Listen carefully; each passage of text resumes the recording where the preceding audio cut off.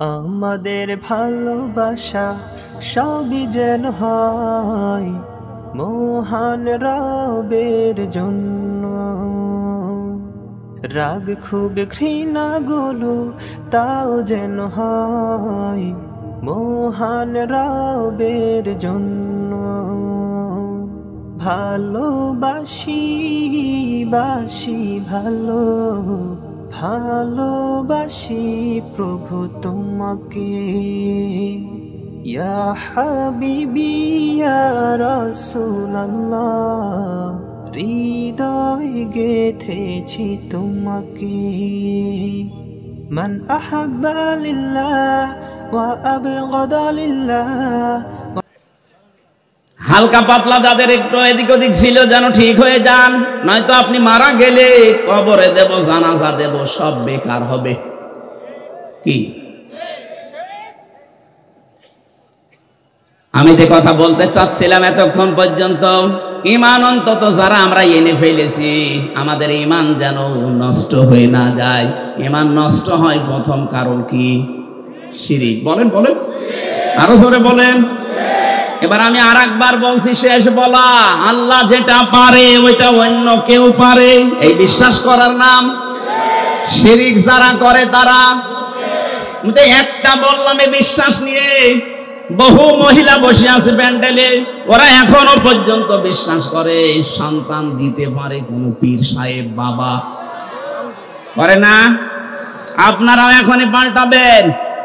কিয়ামত পর্যন্ত যদি আপনি হায়াত পান, সন্তান না হয়, মনে করবেন আল্লাহ দিচ্ছে না, কারণ এটা দেওয়ার একচ্ছত্র মালিকানা আল্লাহর।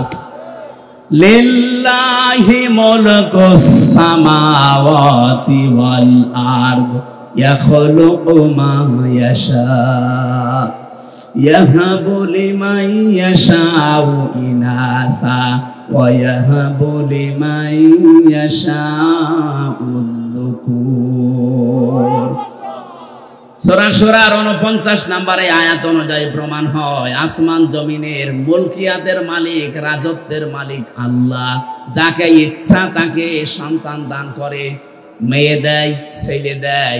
যাকে ইচ্ছা আল্লাহ কিছু দেয় না, বন্ধা করে রাখে। সব কিছু ক্ষমতার মালিককে। সুতরাং কোন মহিলা যেন কোন সন্তানের জন্য কোন দরগায়, কোন দুর্গায়, কোন মাজারে পীর সাহেব জিন্দা হোক আর মরা হোক, জীবনও আর যাবেন না। ছেলে মেয়ে না হয় না হোক, আপনি শিরিক করতে পারেন না। কথা বলেন না কেন? এই যে 44টা বলছিলাম, এটা 2 নাম্বার গেল। 3 নাম্বারটা বলছি, আমি সবগুলো না বললেও অন্তত টাচ দেই।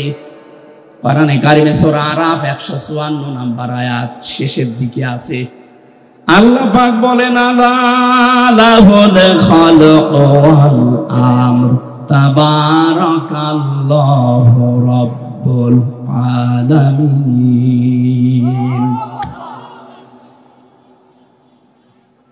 আসমান জমিন বানিয়েছে যিনি, হুকুম চলবে তার, সৃষ্টি যার, আইন তার, এ নিয়ম কার? বলেন বলেন। যেহেতু আমরা বিশ্বাস করি এই পৃথিবী বানিয়েছেন আল্লাহ, তাহলে এই বিশ্বাসও করা লাগবে এখানে আইন চলবে। যারা আল্লাহর আইন বাদ দিয়ে আল্লাহকে সৃষ্টিকর্তা মানেন, কিন্তু তার আইন বাদ দিয়ে মানুষের তৈরি করা আইন কানুন প্রতিষ্ঠার জন্য চেষ্টা করেন, আপনি মুশরিক। এই কথা বলেন না কেন? এদেশে এখন আপনি মেলান তো এই 3 নাম্বারটা নিয়ে, এদেশে আমার মনে হয় এখন ভরি ভরি লোক পাবেন। ওকে জিজ্ঞাসা করবেন সৃষ্টিকর্তাকে, আল্লাহর নাম বলবে, কিন্তু আইন যে চলবে ওই আল্লাহর, এটা বলতে গেলে তখন বলে হুজুর এটা রাজনীতি, এটা দুনিয়ার কাজ। আপনি নির্ভেজাল টাটকা মুশরিক, কারণ সৃষ্টি যার, আইন চলবে তার, এইটাই ফাইনাল। কথা বলেন না কেন? যারা আল্লাহর আইনের বিপরীতে নতুন কোন আইন বানাতে চায়, কোরআনে কারীম সূরা আলে ইমরান 154 নাম্বার আয়াত, এটা মাঝের অংশে আছে, ইয়াকুলুনা হাল্লানা মিনাল আমরি মিন শাইইন কুল ইন্নাল আমরা কুল্লাহু লিল্লাহ। এ নবী, ওরা যদি জিজ্ঞাসা করে যে আইন তৈরি করার ক্ষমতা পাওয়ার কোন অধিকার আমাদের আছে, আপনি ডাইরেক্ট ফতোয়া দেন না। আইন তৈরি করতে পারে শুধুমাত্র কে?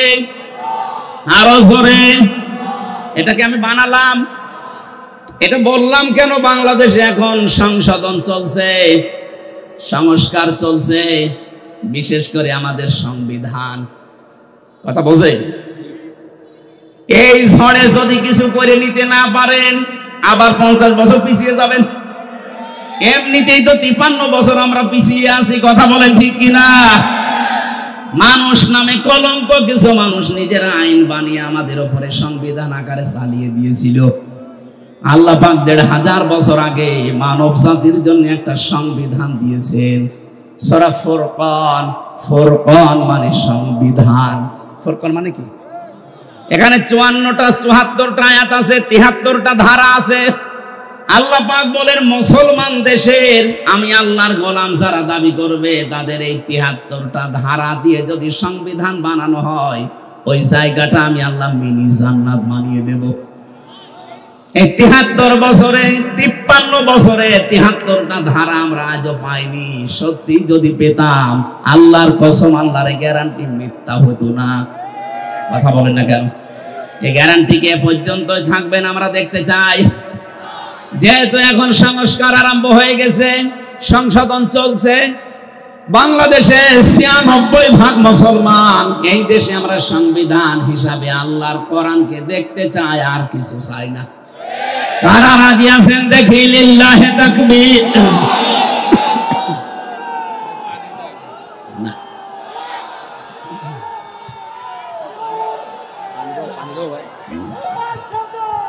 ঠিক আছে, আলহামদুলিল্লাহ ভাই, কথা বুঝ। আর আপনার এত মহব্বত ভালোবাসাতে আগে থেকে জনগণকে বলতে পারেননি যে আমি পালিয়ে যাব। এখন ওই মানুষগুলো উল্টা আজকে 2 দিন দেখতে পাচ্ছি চট্টগ্রামের এই ফেনী চট্টগ্রামের মাঝে যে চিকন রাস্তা, ওরা খুব দুর্বিসন্ধি লাগিয়েছে। ডক্টর ইউনূস যেই বলেছিল 7 সিস্টার ধ্বংস করে দেওয়া হবে, বিচ্ছিন্ন হয়ে যাবে, ওই দিন থেকে শুরু করে এই 2 দিন বেশি ওরা বলছে চট্টগ্রাম আমরা নিয়ে নেব। চট্টগ্রাম নিয়ে নেবেন কি? আমরা কি যৌতুক দিতে চেয়েছি আপনাকে? পালিয়ে যাওয়ার মেয়ের কিসের যৌতুক? মেয়ে তো পালিয়েই গেছে, ওরা তো আমরা মেনেই নেব না, বিয়েই মানি না। কথা বলেন না কেন? চুরি করে বিয়ে করে আসে থাকেন, অসুবিধা নেই। পাশে তো একটা শালি পেয়েছেন ফ্রি। আমরা চাই অন্তত বউ আর শালি 2 জন মিলে যদি আপনি একটু পকেট মকেট মারে, তারপরেও তো আমরা একটু ঋণ মুক্ত হতাম। বহু ঋণ হয়ে গেছে, এখন 1,20,000 টাকা এক একটা মানুষের মাথার উপরে ঋণ। ঋণটা দিয়ে গেলেন আপনি, না দিলেও পারতেন। এই জন্য আমরা চাচ্ছি জামাই হলে মানি না, কারণ আমাদের তো জামাই হওয়ার জন্য মুসলমান হওয়া শর্ত। আর ওনার তো ফুল হাতা না হাফ হাতা? ফুল হাতা, মুসলমানই দেয়নি। এই যে ময়কার দয়হর্ষি এই লোকটা মুসলমানই দেওয়া আছে? মুসলমানই না দিলে কি ফুল হাতা না হাফ হাতা? ফুল হাতা। আমি জেলে যাওয়ার পরে যে কারারক্ষী জেলার ছিল, ও লোক যখনই ঢুকতো দেবদুলাল বলছে ফুল হাতা আসতেছে। তার মানে আমি বুঝলাম যে লোকটার মনে হয় কাঁটা নেই। ওনারই যেহেতু আত্মীয় স্বজন বংশধর, ওই নামে তো মিলে যাচ্ছে দেবদুলাল। নাম শুনে বোঝা যাচ্ছে না যে কি হবে। ওনারও যেহেতু ফুল হাতা, আর ফুল হাতা যারা একটু কৃপণ হয়, এই জন্য জামাই যাই হোক মানি না, তারপরও মেনে নেওয়া লাগছে। মেয়ে যখন পালিয়ে গেছে, তো এত কৃপণ হলে তো সম্ভব না। 2 জন মিলে 2 পকেট মারবেন, এতে যা হয় হবে। টাকা দরকার আমাদের। কথা বলেন না কেন?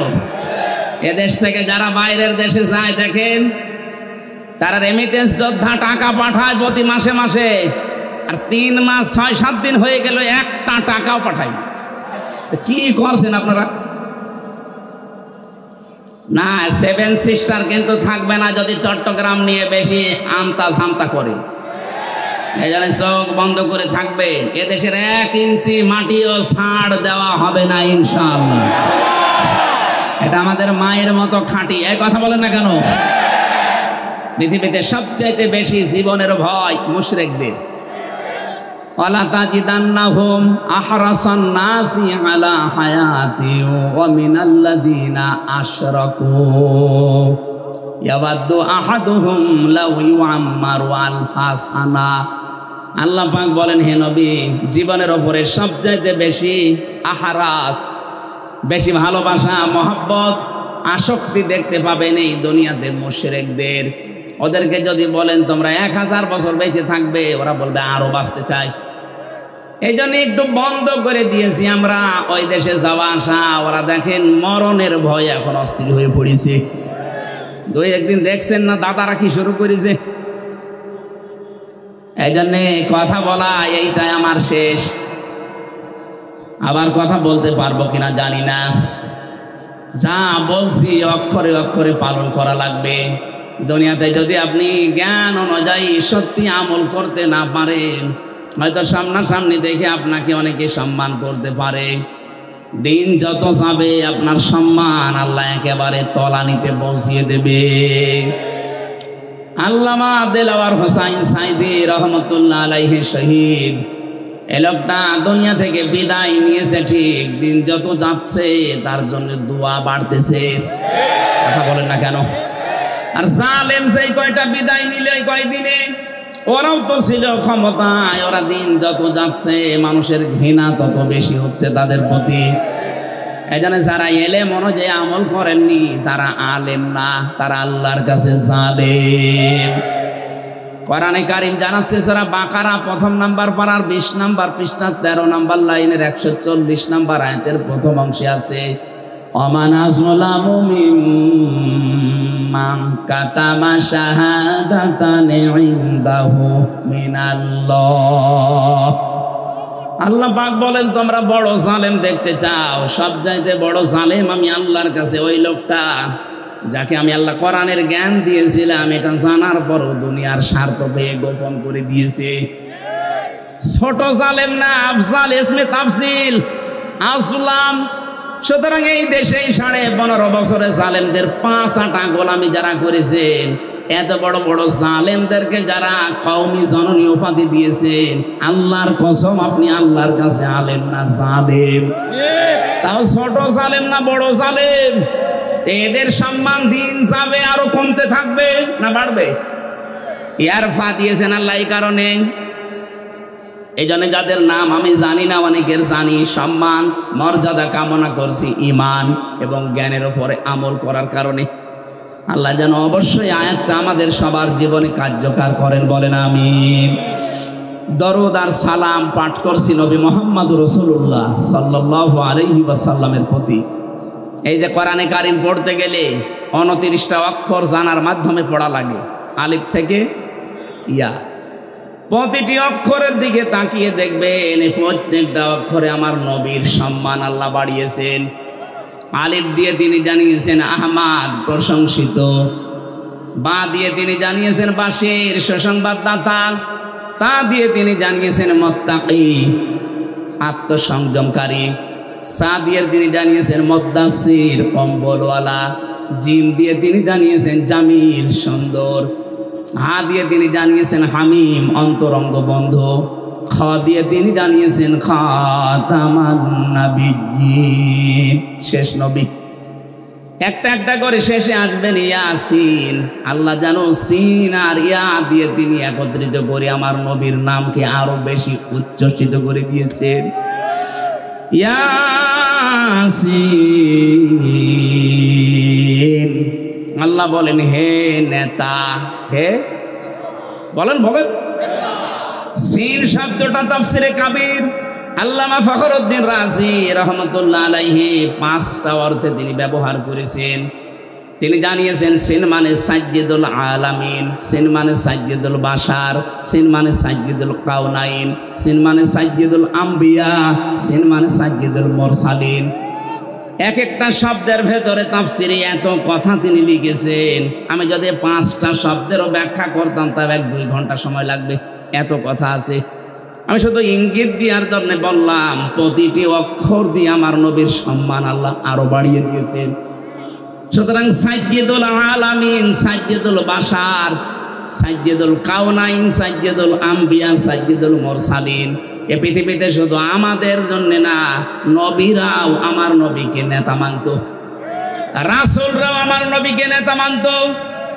মেরাজে যাওয়ার সময় তিনি যে মসজিদে নামাজ আদায় করিয়েছিলেন বাইতুল মামুরে, লক্ষ কোটি ফেরেশতারা সেখানে নামাজ আদায় করেছে। সবাই কাতারবদ্ধ হয়ে দাঁড়িয়েছে। ফেরেশতা জিবরাইল এসে বলে, হে নবী, ইমামতি করার জায়গাটা দেখেন ফাঁকা, কেউ দাঁড়ায়নি। আজকের এই ময়দানে আপনি ছাড়া ইমাম হওয়ার যোগ্যতা, নেতা হওয়ার যোগ্যতা এখানে আর কারো নেই। আপনি যান সামনে। নবীজি 2 রাকাত নামাজ আদায় করালেন। জিজ্ঞাসা করলেন, জানেন পেছনে কারা? বললেন না। আপনার পেছনে আজকে যারা 2 রাকাত নামাজ পড়েছে প্রত্যেকটা নবী রাসূল এবং আল্লাহর ফেরেশতারা এখানে নামাজ পড়েছে। হে নবী, আজকে থেকে আপনাকে আল্লাহ ঘোষণা দিয়েছে, আপনি শুধু সাইয়্যিদুল বাশার না, মানুষের নেতা না, সাইয়্যিদুল আলামিন না, তামাম পৃথিবী যত জগৎ আল্লাহ বানিয়েছেন জগতের নেতা না, আপনি হচ্ছেন নবীদেরও নেতা, রাসূলদেরও নেতা।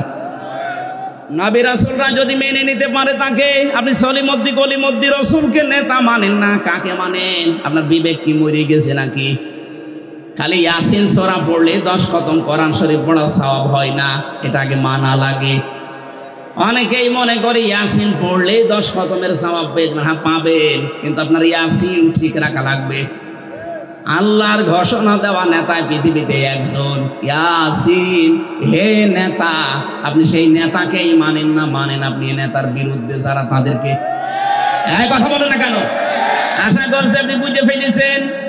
এরপরেও যদি কেউ না বোঝার ভান করে থাকেন, এদিকে আসেন, ঝড়ি কোদাল দিয়ে বোঝাচ্ছে, আসেন। আমার মনে হয় কোরআন শরীফ বুখারী শরীফ দিয়ে আপনার হবে না, এখন বাকারি শরীফ লাগবে আপনার। এত ভেঙে ভেঙে বলার পরেও যদি কারো মনের ভেতরে দাগ না কাটে, ওর বিবেকে যদি কাজ না করে, আমার যা মনে হয় ওর বিবেকের উপরে কুকুরে পোশাক করেছে। অবশ্য ঠিক, যশোরের মানুষ তো এত পাগল না। তাহলে আজকে থেকে আপনি আল্লাহর ঘোষণা দেওয়া নেতা যিনি, তাকে মানা লাগবে না। হ্যাঁ, কথা বলেন না কেন? ঠিক আছে, আমরা এবার তেলাওয়াতকৃত যে 2টা আয়াতের অর্ধেক পড়েছিলাম।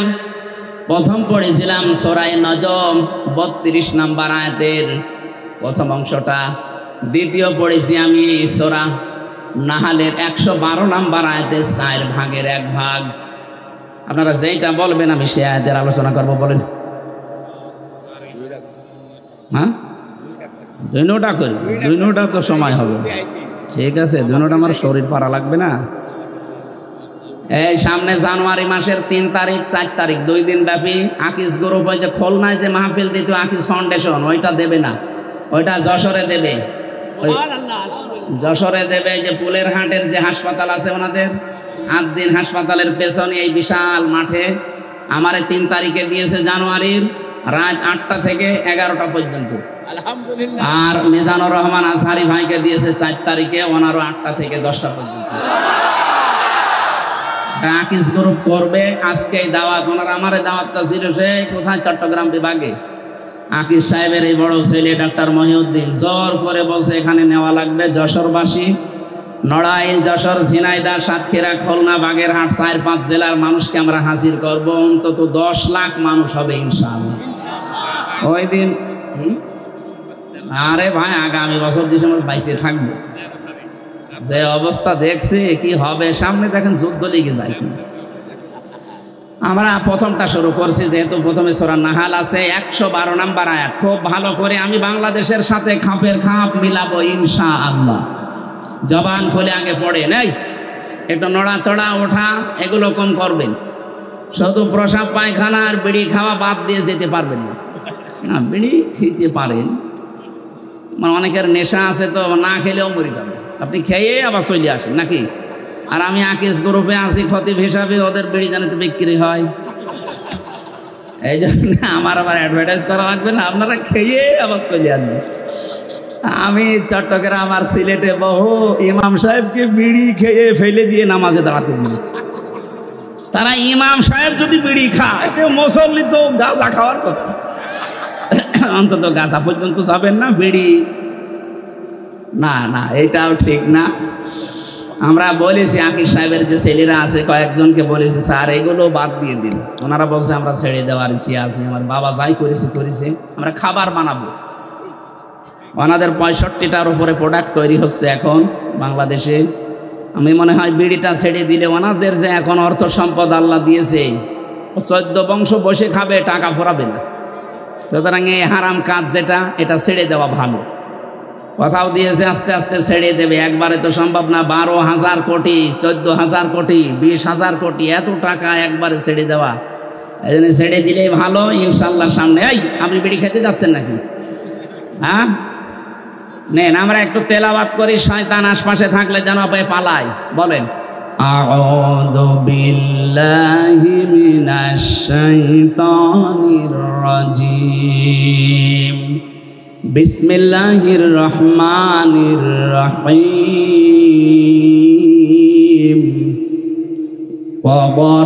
ওয়ারাবাল্লাহু মাসালান ক্বারিয়াতান কানাত আমিনাতান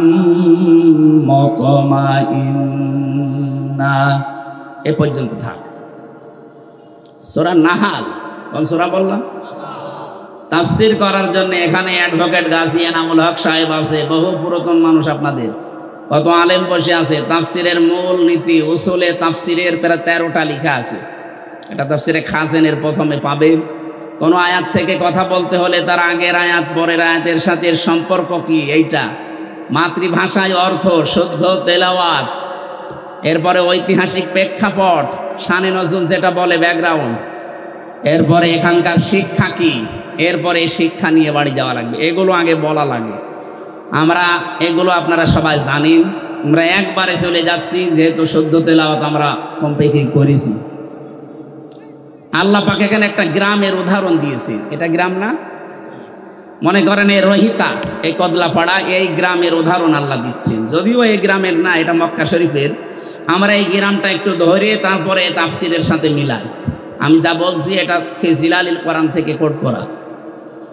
আল্লাহ রাব্বুল আলামিন বলেন, আমি একটা গ্রামের উদাহরণ দিলাম। এই গ্রামের উদাহরণ কেন দিয়েছি? কারণ এখানে যারা বসবাস করত, 1 নম্বরে তারা নিরাপদ, 2 নম্বরে নিশ্চিন্ত। এ পর্যন্ত বাংলা অর্থ ছিল। ঐতিহাসিক প্রেক্ষাপট, শানে নজুল কি, মুফাসসির লিখেছেন তাফসিরে হাক্কানিতে, নবীজি যখন মেরাজে যাচ্ছিলেন দেখলেন কালো কালো কি যেন উপরে উঠতেছে। বিশ্ব নবী যখন প্রথম আসমান পাড়ি দিয়ে 6ষ্ঠ আসমান 7ম আসমানে উঠবেন, তখন দেখলেন কালো কালো কি যেন পিপিলিকার মতো নামতেছে। জিজ্ঞাসা করলেন, ইয়া আখি জিবরাইল, হে ভাই জিবরাইল, আমার সফর সঙ্গী আপনি, এই যে কালো কালো কি ওঠে, আরে পিপিলিকার মতো কি এগুলো নামে? ভালো করে শুনবেন। ফেরেশতা জিবরাইল ওই দিন বলেছিল, হে রাসূল, দুনিয়াতে যে যেই ধরনের গোনাগুলো করে এগুলো সব আকাশে উঠতেছে, আর এই গোনাগুলো আল্লাহ আযাব গজব করে যে পিপিলিকার মতো নামাচ্ছে। পৃথিবীতে আমরা যে যেই ধরনের গোনা করব, এটা কিন্তু আবার রিটার্ন আসবে। কথা বুঝতেছি? তাহলে এমন আজকে এমন শিক্ষা নিয়ে যাব যেন অন্তত এগুলো আর না উঠে, এটা বন্ধ হয়ে যায়। এটা যদি নিচ থেকে বন্ধ হয়ে যায়, উপর থেকে আসাও বন্ধ হয়ে যাবে। কথা বলেন না কেন? আল্লাহ ইচ্ছা করে কিচ্ছু নামাতে চান না। আমরা যা করি এটা ইনপুট দেওয়ার পর এটা আউটপুট আসে।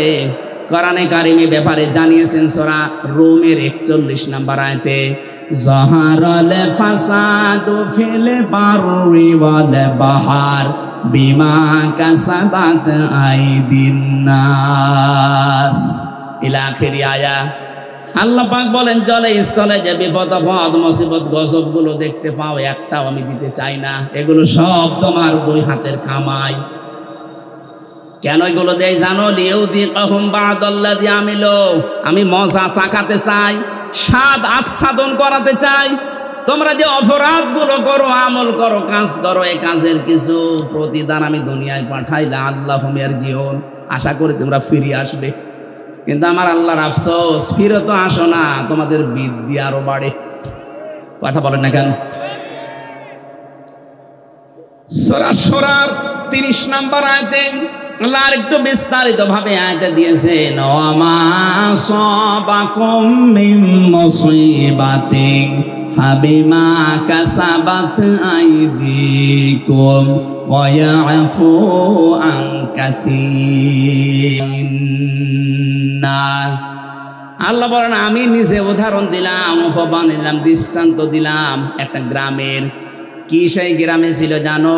ওই গ্রামের মানুষগুলো নিরাপদ ছিল এবং নিশ্চিন্ত ছিল।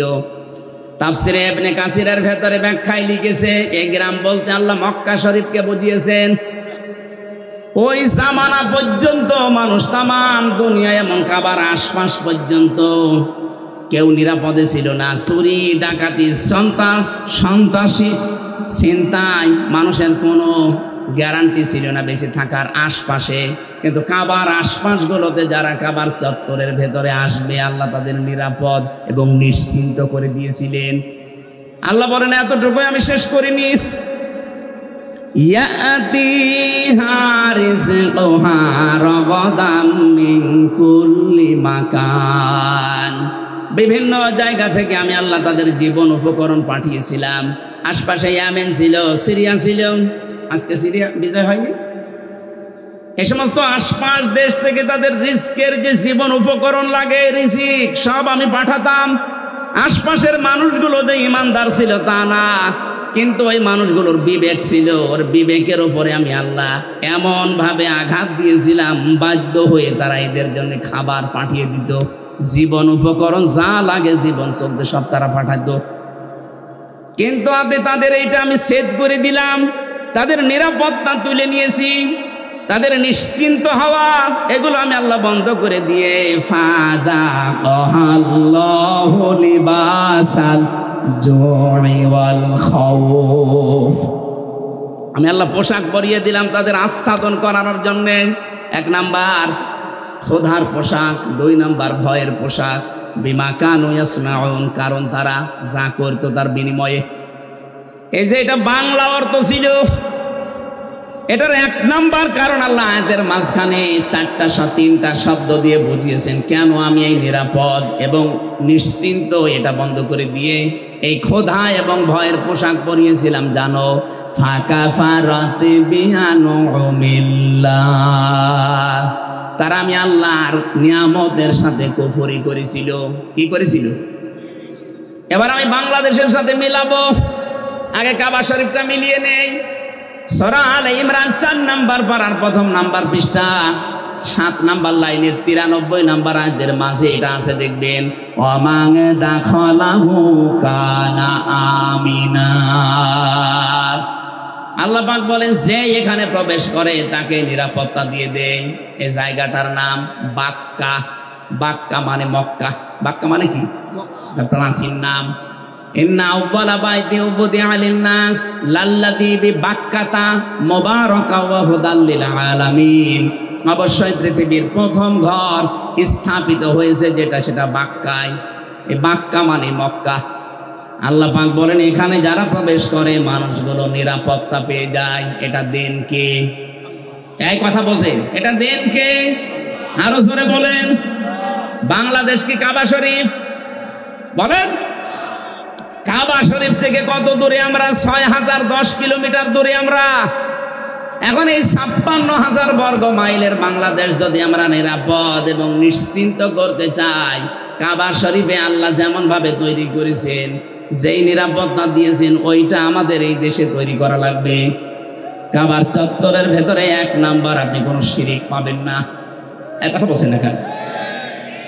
কোরআনে কারিমে আয়াতের দলিল পেয়েছি আমি তাফসিরে সূরা আনআম 7 নাম্বার পারা 17 নাম্বার পৃষ্ঠার 1ম নাম্বার লাইনের 82 নাম্বার আয়াতের প্রথম অংশে আছে, আল্লাযীনা আমানু ওয়া লাম ইয়ালবিসু ঈমানাহুম বিযুলমিন উলাইকা লাহুমুল আমন ইলা আখিরি আয়াত।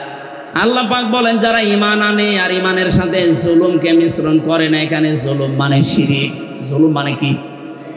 যারা ঈমানের সাথে শিরিককে মিশ্রণ করবে না, উলাইকা, এখানে গ্রামার জানে যারা জিজ্ঞাসা করেন উলাইকা এসমে ইশারা দিয়ে আল্লাহ যেন এই হাত দিয়ে দেখাতে চায় যশোরের এই বাংলার মানুষগুলো উলাইকা লাহুমুল আমন, এরাই নিরাপত্তার হকদার। সুবহানাল্লাহ বলতে পারেন না?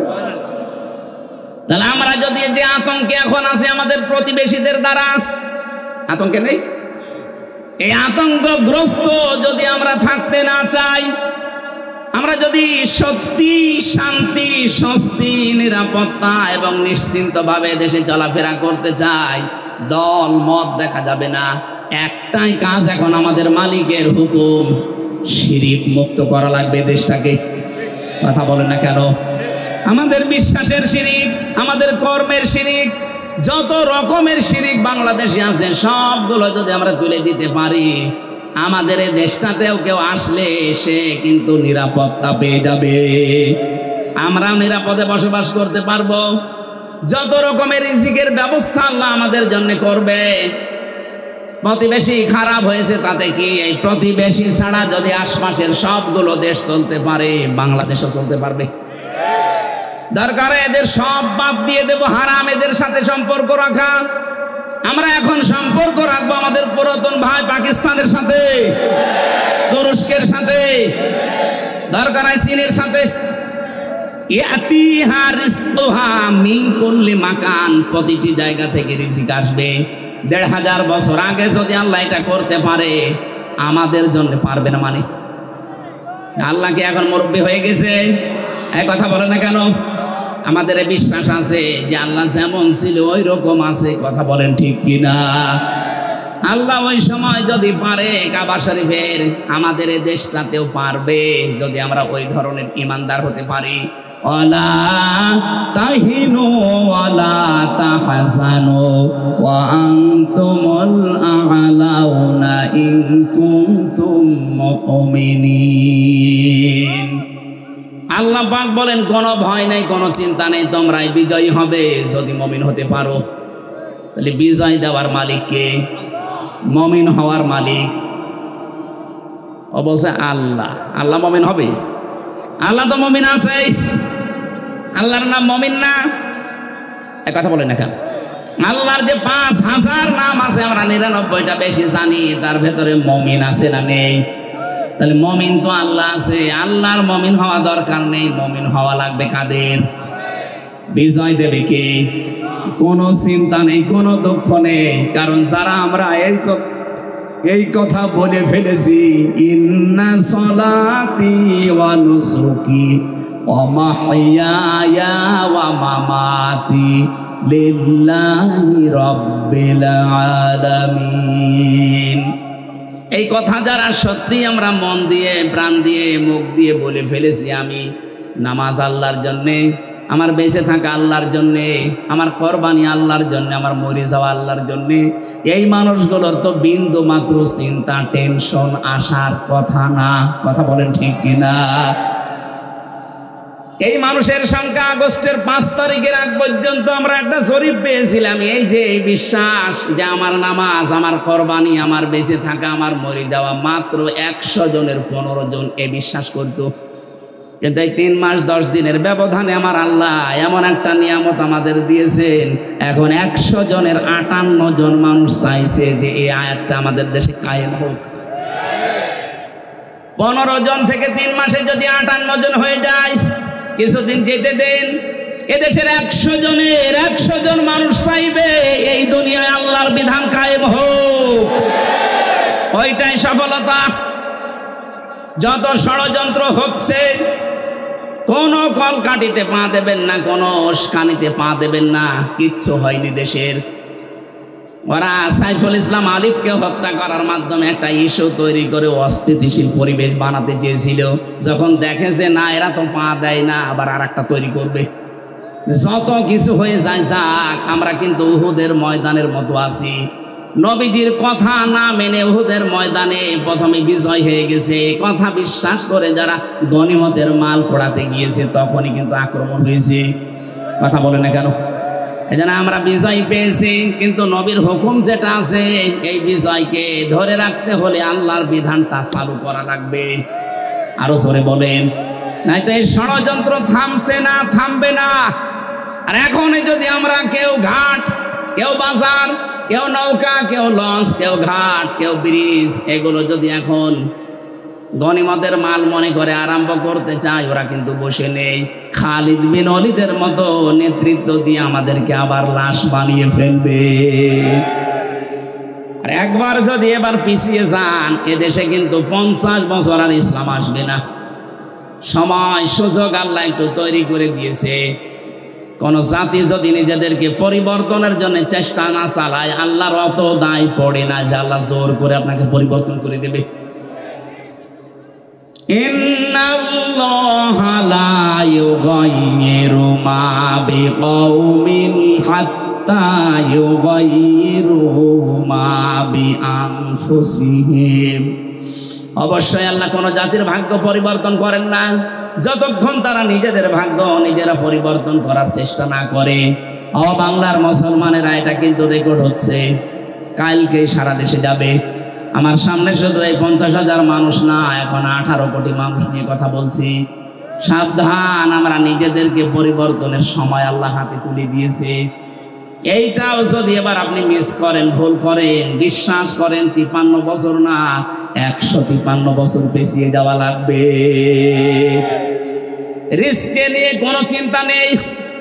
ওরা যদি ভয় দেখায় যে রিজিক বন্ধ করে দেব, আমাদের আমদানি রপ্তানি যাক, ওর পাশে মায়ানমার আছে, ওর পাশে মালদ্বীপ আছে, ভুটান আছে, পাকিস্তান আছে, চীন আছে, আফগানিস্তান আছে, একটার সাথে ওদের সম্পর্ক ভালো না। ওরা যদি ভারত ছাড়া চলতে পারে, বাংলাদেশ চলবে, কোনো অসুবিধা হবে না। কথা বলেন ঠিক কিনা? আমরা আপনার মতো মুশরিক না, আমাদের ভেতরে আর কিছু না থাক, ঈমান আছে। আরো জোরে আহ্বান জানাবো, যারা দায়িত্বে আছে খুব দ্রুত তাড়াতাড়ি ব্যবসা বাণিজ্য যা আছে সব কাট করে দিন। এগুলো সব পাকিস্তানের সাথে, তুরস্কের সাথে, চীনের সাথে আরম্ভ করেন, এমনিতেই ভয়ে ওরা মরে যাবে। কারণ আমি তো ওই 17, 18, 19, 20, 4 বছর ওখানে প্রায় 1.5 মাস 2 মাস করে থাকতাম, ওদের আচরণ দেখেছি। কোরআনের ওই আয়াতের সাথে সূরা বাকারার 100 ভাগ ওদের মিল আছে। ওরা সব চাইতে বেশি ভয় পায় মরণকে। এই কথা বলে না কেন? ওরা সব চাইতে বেশি ভয় পায় মরণকে। কথা কার? আরো জোরে। আর আমরা সব চাইতে বেশি ভালোবাসি মরণকে, কারণ আমরা জানি মরণের বিছানায় আছাড় খেয়ে পড়লে আমাদের একটা অবস্থান আছে। কি? সূরা নাহালে সূরার 32 নম্বর আয়াতে আছে, আল্লাযীনা তাতাওয়াফাহুমুল মালাইকাতু তাইয়্যিবিনা ইয়াকুলুনা সালামুন আলাইকুম উদখুলুল জান্নাতা বিমা কুনতুম তা'মালুন। যে মানুষগুলো এই পৃথিবীর ময়দানে মরণের বিছানায় আছাড় খেয়ে পড়বে, ফেরেশতারা দলে দলে আসতে থাকবে তার কাছে। তাইয়্যিবিন শব্দের শাব্দিক অর্থ শুধু পবিত্রতা না, এটা শুধু পোশাকের পবিত্রতা না, শুধু দেহের পবিত্রতা না, চিন্তা চেতনার পবিত্রতা, আমাদের বিশ্বাসের পবিত্রতা। যেহেতু ওদের বিশ্বাসে শিরিক আর আমাদের বিশ্বাসে ঈমান, এই কথা বলি না কেন?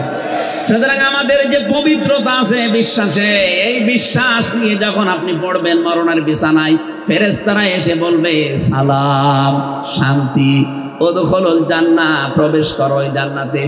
আর ওরা মরণের সঙ্গে সঙ্গে দেখতে পাবে ও মাআওয়াহুন নার, আগুন। কি এই জন্য এত ভয় পাই আমরা যারা ইমানদার, যারা পবিত্র ইমানদার, এই মানুষগুলো মরণের সঙ্গে সঙ্গে আমরা দেখতে পাবো জান্নাত। ফেরেশতারা এসে বলবে প্রবেশ করো, উদখুলুল জান্নাতা বিমা কুনতুম তা'মালুন। দুনিয়ায় যা কাজ করেছো তার পুরস্কার হিসাবে আল্লাহ তোমাদেরকে এই বাগান দেখাচ্ছে। জোরে বলেন আমিন। আসল জীবনের সফলতা তো এটাই। আপনি 41 সাল পর্যন্ত ক্ষমতায় থেকে কি করতেন যদি জাহান্নামে যাওয়া লাগে? কথা বলেন না কেন? আমরা 41 সাল না 41 সেকেন্ড বাঁচতে চাই, কিন্তু আমরা চাই আমাদেরকে আল্লাহ জান্নাতি বলে ঘোষণা দিক। ফামান যুহযিহা আনিন নার ওয়া উদখিলাল জান্নাতা ফাকাদ ফাজ। আল্লাহ পাক বলেন দুনিয়ার জীবন আসল জীবন না, ওই লোকটাই তো সফল যাকে আমি আল্লাহ জাহান্নাম থেকে মুক্ত করে জান্নাতি বলে ঘোষণা দিয়ে দিয়েছি। আপনি 41 সাল না 81 সাল পর্যন্ত যদি ক্ষমতায় থাকেন, মরণের পরে যদি ঘোষণা আসে যা জাহান্নামে যা, শুধু 81 সাল না, আমার মনে হয় 5000 বছর ক্ষমতায় থেকে ওই লোকটার জীবন ব্যর্থ। এর পরের আয়াতে আল্লাহ আমাদেরকে একটু সতর্ক বাণী দিয়েছেন, ওমাল হায়াতুদ দুনিয়া ইল্লা মাতাউল গুরুর। হে পৃথিবীবাসী, দুনিয়ার জীবনটা কিন্তু ধোঁকা। দুনিয়ার জীবন কি? আরো জোরে বলেন। এটা ধোঁকা। তোমার মা বাবা ধোঁকা, সন্তানাদি ধোঁকা, স্ত্রী ধোঁকা। বিশ্বাস হয় না। যাদের জন্য বৈধ অবৈধ নেই বাবা, শাহজালাল সব হালাল বলে উপায় করতেছো।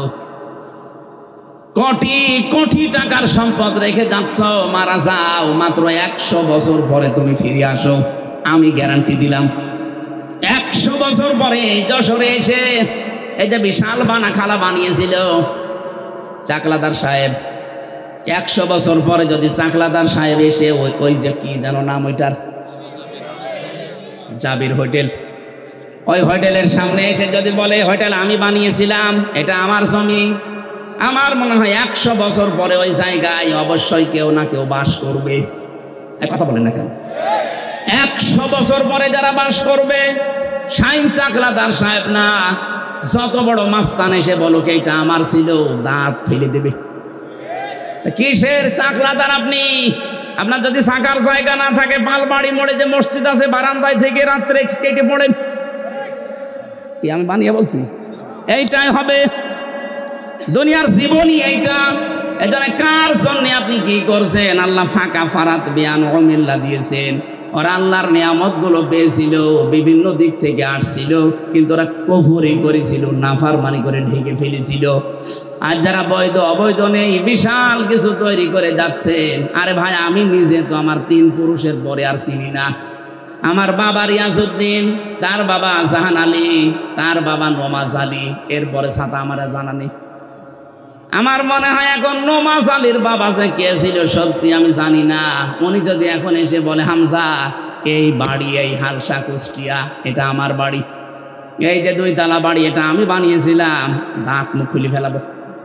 কিসের নমাজ আলীর বাবা আপনি? আমি তো নমাজ আলীর পরে কাউকে চিনিই না, তার নামও জানি না। নমাজ আলী পর্যন্ত যদি আসতো তাও হয়তো। এক কথা বলছি না কেন? অথচ লোকটা কিন্তু 60 বছর আগেও মারা যায়নি। 60 বছর আগেও সেই লোকটা মারা যায়নি, অথচ তারে আমি চিনি না। আর আমার মেয়ে তো তার জীবনে চিনার কথাই না। আমার মেয়ে সর্বোচ্চ আমির হামজা, রিয়াজউদ্দিন, জাহান আলী পর্যন্ত চিনি। এরপরে পরে জিজ্ঞাসা করবেন কে? এটাকে ফেরেশতা। ও যশোরবাসী, কথাগুলো আমি নিজের জন্য বলছি। আজকে থেকে কোনো হারাম কাজে যাওয়া যাবে না। যারা দায়িত্বে ছিলেন এই 15 বছর আপনার জন্য সূরা ইব্রাহিম, আলাম তারা ইলাল্লাযীনা বাদদালু নি'মাতাল্লাহি কুফরা ওয়া আহাল্লু কওমাহুম দারাল বাওয়ার জাহান্নামা ইয়াসলাউনাহা ওয়া বিসাল করার। আল্লাহ